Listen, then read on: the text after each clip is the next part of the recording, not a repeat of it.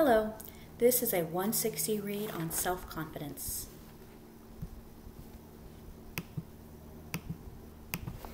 Self-confidence is important for almost every aspect of our lives, but what exactly is self-confidence, and why is it so important? Why should we be responsible for our own self-confidence? Taking personal responsibility involves making a commitment to your own well-being. Let's first think about some situations where you would really like to feel more self-confident. First example could be in public situations like a party where you'll be interacting with people you know and people you don't know.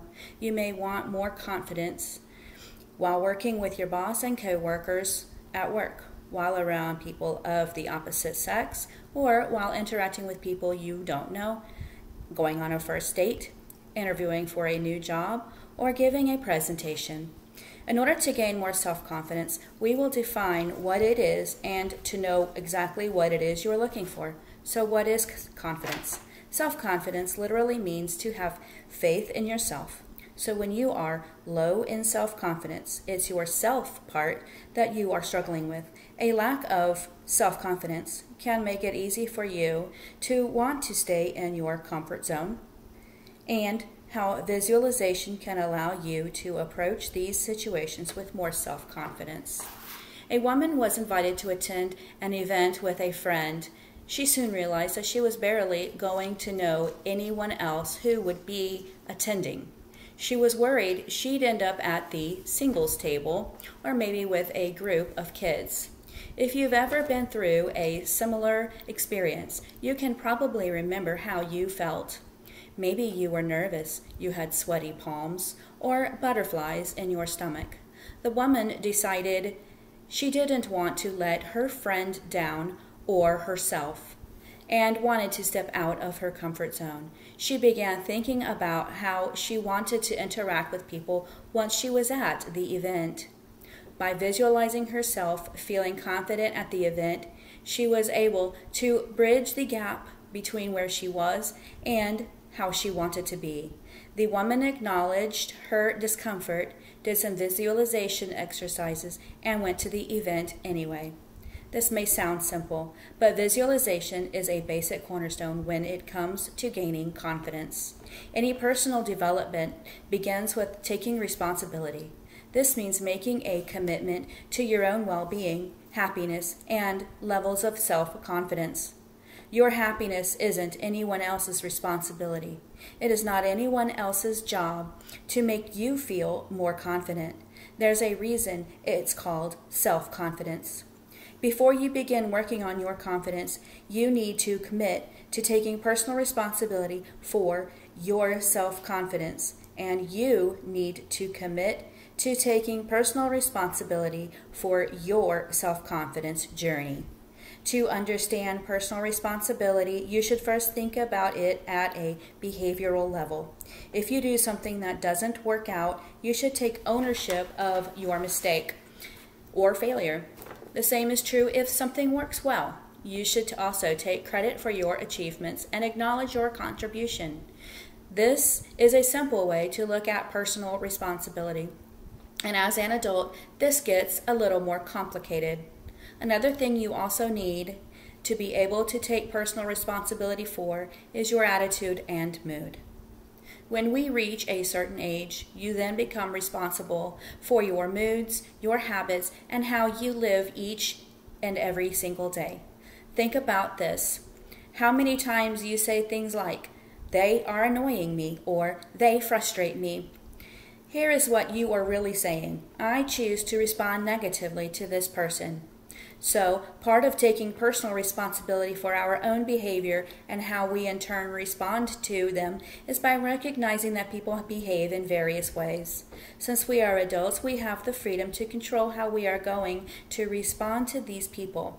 If you break down the word responsible, it's easy to see that it's about being response-able. This means that you are able to respond to certain scenarios in the best way you can.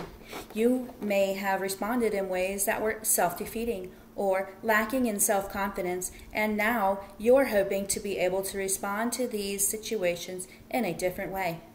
This starts by consciously deciding to change the way you will respond in the future and means committing to your continual learning and development as you continue in this lifelong journey. When we talk about energy and personal responsibility, we are usually referring to how energetic and lively someone seems to be. It's important to recognize and acknowledge that we are always trying to do our best, but we also have the potential to always be building on our best. Let's look at this like a continuum. At one end, we have people who can almost be considered radiators, and their enthusiasm seems to rub off on everyone around them. At the other end of the spectrum, we have those who seem to drain our energy and positivity. You'll probably want to be someone who's known more as a radiator than a drain. If you take responsibility for your behavior and the way you show up, that is what you will become and also known by as. If you make an effort to be someone who shows up as a radiator, you will have a positive impact on everyone around you. And you'll notice that you receive this same energy back. So what is the bottom line? Personal responsibility is about making a commitment to work on your own inner confidence and well-being and happiness. This includes taking responsibility for your mood and attitude while making a conscious decision about the type of energy you want to give out. Personal responsibility allows you to be able to respond the way you'd like to respond in certain scenarios so you can move forward and be your best self. Now, let's talk about your comfort zone. While you will have heard this expression before, you may not have considered how much time you spend inside your comfort zone and how this impacts your level of self-confidence. Often people associate confidence with being inside their comfort zones, but if you're doing something you don't often do or experiencing something new, you'll be outside of your comfort zone, and that means you may not feel confident. It's important to remember that you'll always be interacting with new people and experiencing new situations. These will naturally be outside of your comfort zone. The key is to learn how to deal with those situations in a more empowering and confident way. Take a moment and consider how you feel when you are driving your car. If you are an experienced driver, you're probably able to listen to the radio, talk hands-free on the phone, or think about your to-do list while you are driving. You may even find that you sometimes drive on autopilot and don't really remember the details of your morning commute. If you have years of driving experience, you can consider this to be inside your comfort zone. Now, think of when you were learning to drive a car. That was way outside of your comfort zone.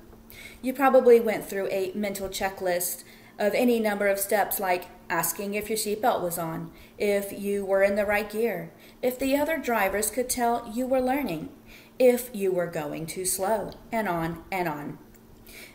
Eventually, you gained the experience and confidence you needed to avoid these thoughts, and driving became part of your comfort zone.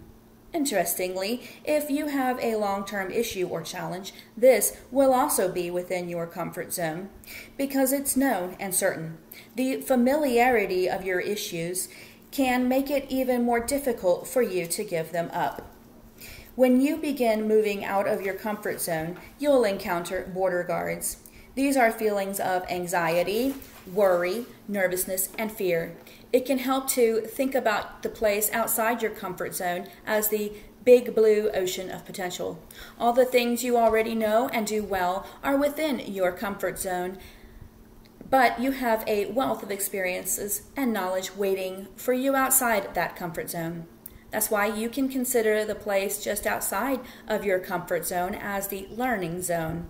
Thinking about these new experiences as opportunities for growth and learning can make it easier for you to embrace them as you encounter them throughout your life. Now let's talk about self-identity. You probably have a way of describing yourself, and this will include things you can do and the things you can't do. If you find yourself saying that you struggle with self-confidence, you'll conform to this belief since it's the way that you're self-identifying. You probably know someone who likes to say they'd be late for their own funeral. You're probably left waiting for them to turn up to coffee dates, brunch, and any other occasion. What's interesting is that many of these people truly believe that their poor time management and lateness is part of who they are. It's their self-identity. For this reason, any education they receive about time management won't work until they begin believing that always being late is about disorganized. It doesn't have to be part of their identity. Now, to stepping out of your comfort zone.